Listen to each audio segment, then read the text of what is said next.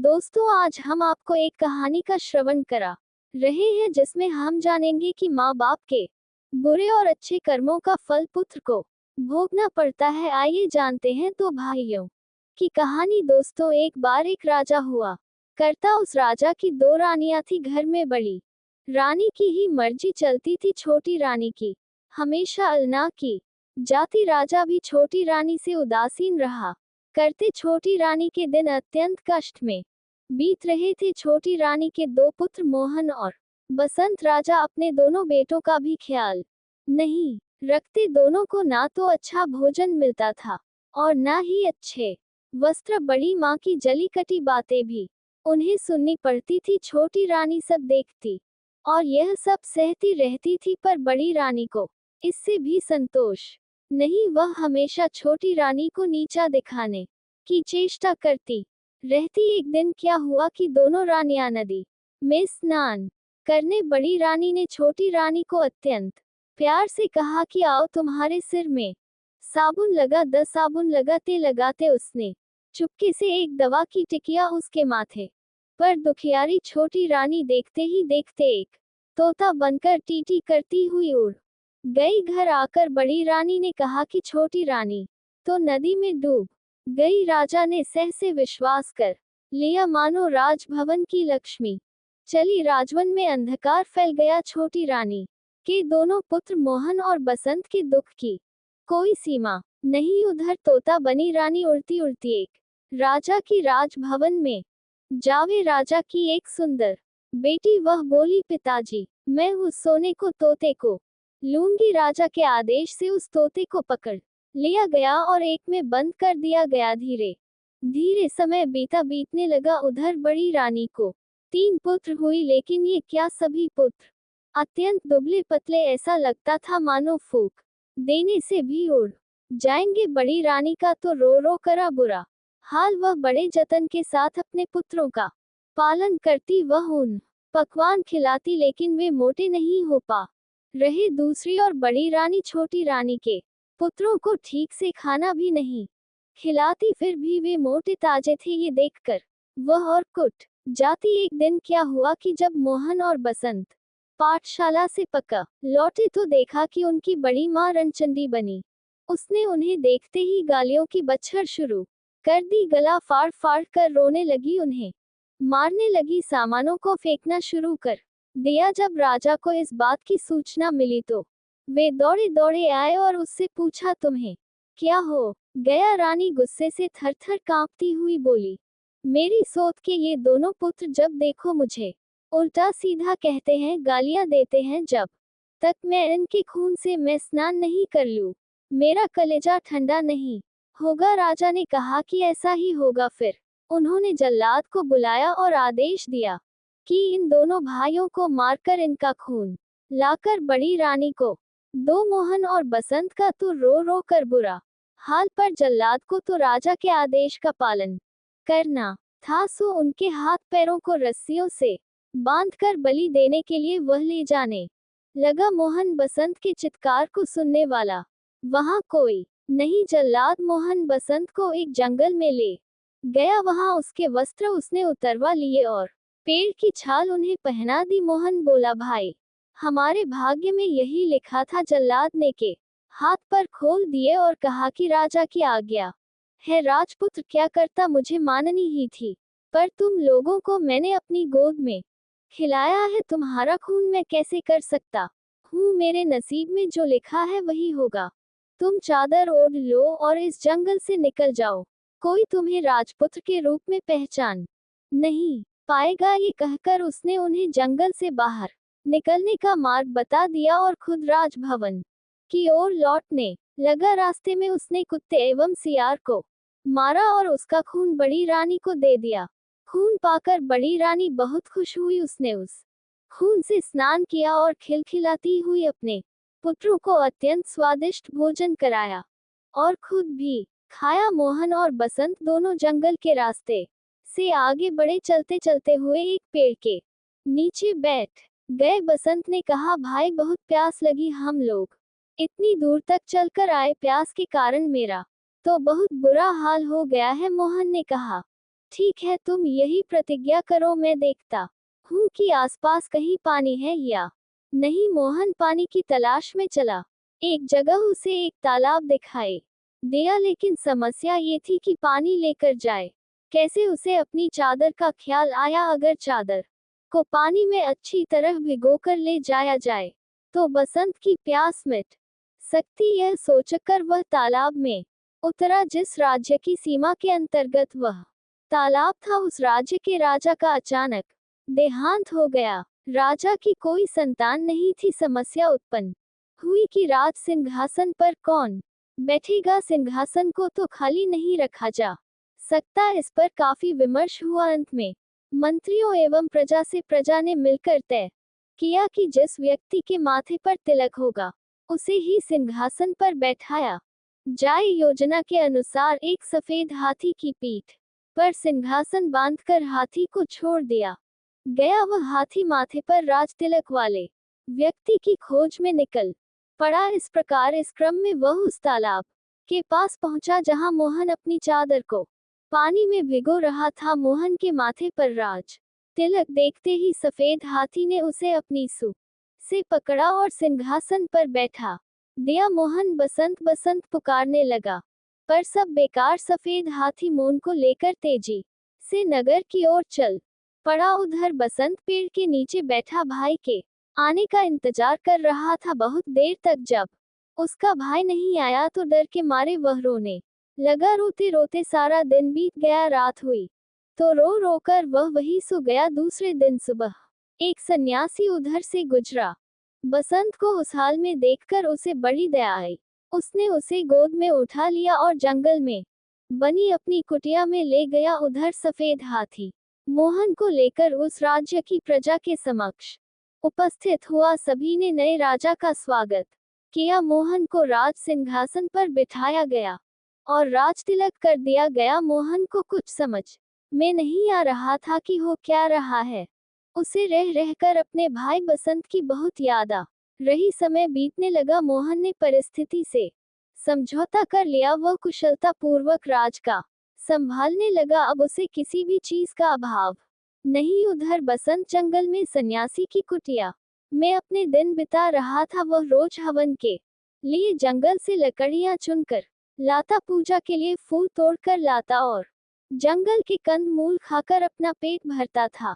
कभी कभी वह सन्यासी के पास बैठकर शास्त्रों एवं वेदों का ज्ञान भी प्राप्त करता। इधर मोहन और बसंत के पिता पर देवी आपदा आई। उनका सारा राज्य नष्ट हो गया। राजा सबको छोड़ छाड़ कर अज्ञातवास को चले गए। बड़ी रानी की दशा भी अत्यंत दयनीय हो गई। भिक्षा मांगकर जीवन निर्वाह करने की नौबत आ गई, परंतु उसके फटे थड़े गंदे कपड़ों को देखकर लोग भी उसे दुत्कार देते। एक दिन दुखी होकर बड़ी रानी अपने तीनों पुत्रों के साथ समुद्र के किनारे खड़ी थी। अचानक समुद्र की लहरों में तीनों पुत्र बह गए। रानी ने अपने पुत्रों को बचाने की बहुत कोशिश की, पर सब बेकार। दुखी होकर समुद्र में कूद पड़ी। उधर राजा की बेटी ललिता अब बड़ी हो गई। अपनी रूपवती कन्या के लिए राजा योग्य वर की तलाश कर रहे थे, पर वैसा भ उन्हें मिल नहीं रहा। तब रानी से परामर्श कर उन्होंने एक स्वयंवर का आयोजन किया। स्वयंवर सभा में अनेक राज्यों के राजपुत्र उपस्थित हुए।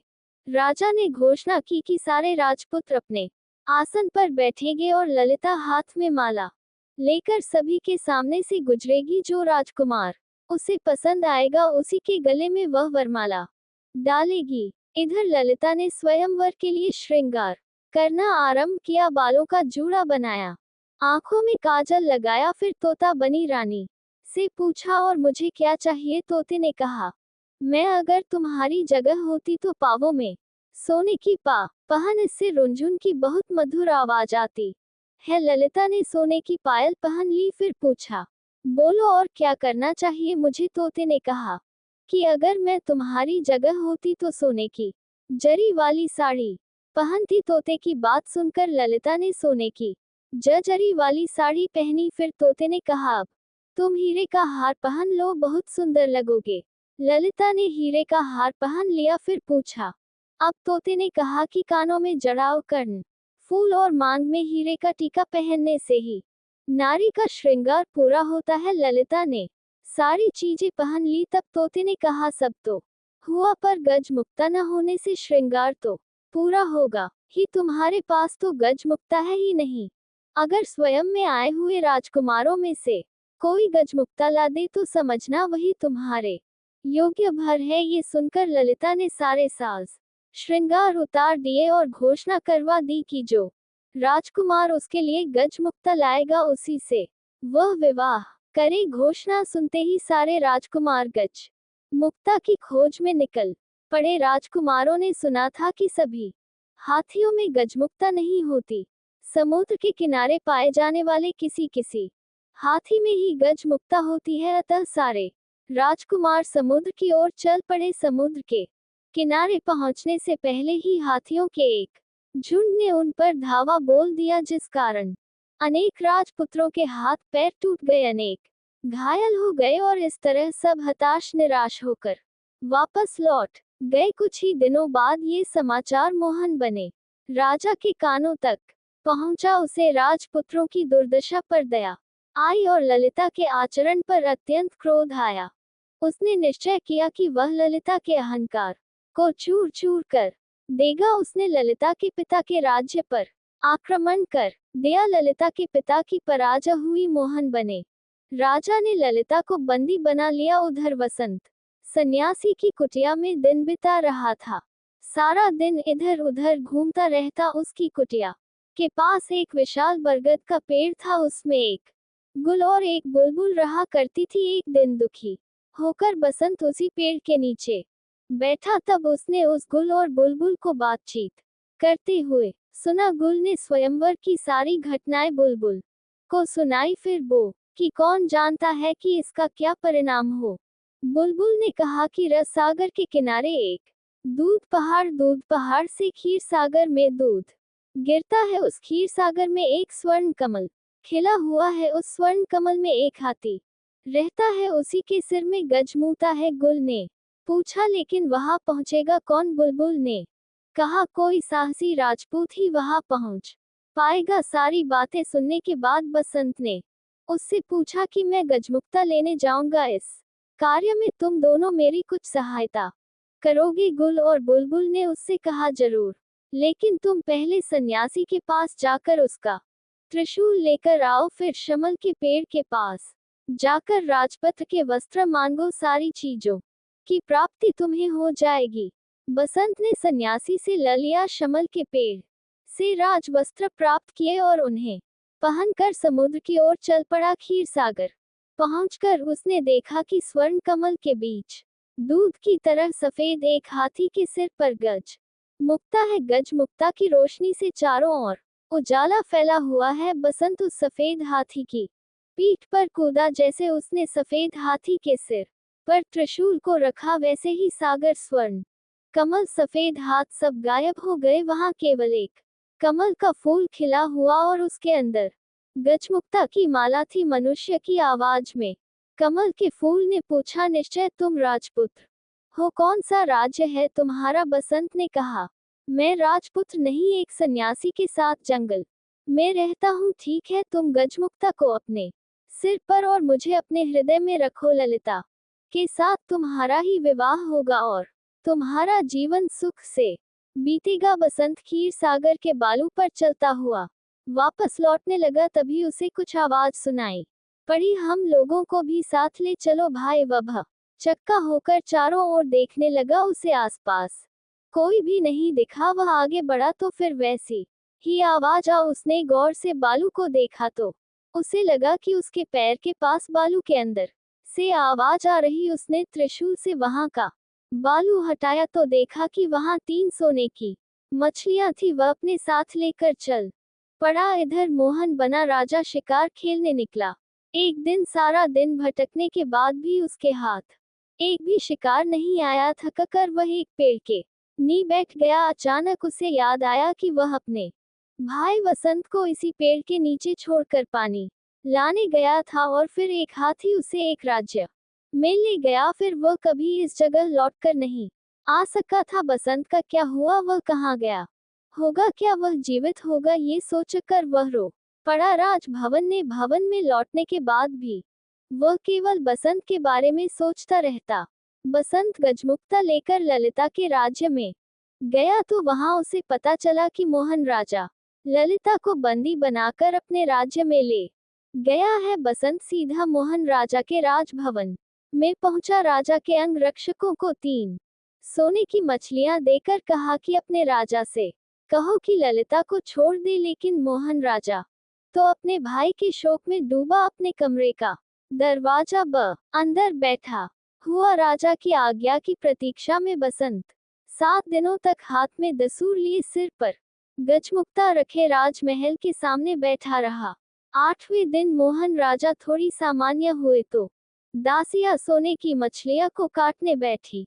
लेकिन आश्चर्य, मछलियां बोल उठी कि हमें न काटो, हम राजा के भाई हैं। अंगरक्षकों ने जब मोहन राजा को बसंत की बात बताई तो वे स्वयं राजभवन से बाहर आए। वहां अपने भाई बसंत को देखा तो दौड़कर उसे अपने गले लगा लिया। तभी वे दासियां उन बोलने वाली सोने की मछलियों को लेकर राजा के पास पहुंची। लेकिन आश्चर्य कि मोहन राजा के हाथ लगाते ही दोनों तीनों मछलियां 3 मनुष्यों में बदल गई। उन्हें देखते ही वे पहचान गए, वे बड़ी रानी के पुत्र थे। मोहन बसंत ने बड़ी रानी और राजा के दुर्भाग्य की सारी बातें उनसे सुनी। उनकी आंखों से आंसू बहने लगे। 5 भाई आनंद पूर्वक राजभवन में रहने लगे। मोहन राजा अपने भाई बसंत के विवाह की तैयारियां करने लगा। उसने ललिता के पिता के पास समाचार भेजा कि उन्हें मुक्त किया जा रहा। पिंजरे के तोते ने ललिता को खुशखबरी दी, गजमुक्ता लेकर राज आ गया है। ललिता बोली, जानती हूँ। उसी समय एक दासी दौड़ती हुई आई और उसने प्रसन्नता पूर्वक कहा कि गजमुक्ता लाने वाला राजपुत्र राजा मोहन के भाई। ललिता बहुत खुश हुई। उसने तय किया कि वह अपने प्रिय तोते को आज अपने हाथों से स्नान कराएगी। उसने गाय की दूध में कच्ची हल्दी को पीसकर दूध में मिलाया और उससे तोते को स्नान कराने लग। ललिता के हाथ से तोते के माथे की दवाई पच गई। देखते देखते तोता एक सुंदर नारी बन गया। ललिता ने आश्चर्य से पूछा कि तुम कौन हो, परी हो या देवी? वह बोली, मैं राजरानी मोहन और बसंत मेरे ही बेटे हैं। उसके बाद उसने अपने साथ घटी सारी बातों को उसे बता दिया। अगले दिन ललिता के साथ बसंत का विवाह धूमधाम से संपन्न हुआ। विदा के समय ललिता ने अपने पिता से कहा कि मैं पालकी में अकेली ही जाऊंगी। पिता ने पूछा कि यह क्या बात हुई? ललिता बोली, मैंने प्रण लिया है कि सुबह प्रार्थना के समय अकेली रहूं। पिता बोले, ठीक है, जैसा तुम चाहती हो वही हो। सभी से विदा लेकर ललिता सुंदर पालकी में बैठ गई। उसने चुपके से छोटी रानी को अपनी पालकी में बिठा लिया। बसंत भी अपनी पालकी में बैठ गया। मोहन राजा के महल के पास जब पालकी रुकी तब उससे ललिता के अलावा एक अपूर्व सुंदरी नारी भी उतरी। सब उसे आश्चर्यचकित होकर देख रहे। उसने पालकी से उतरते ही पूछा, कहाँ है मेरे मोहन वसंत?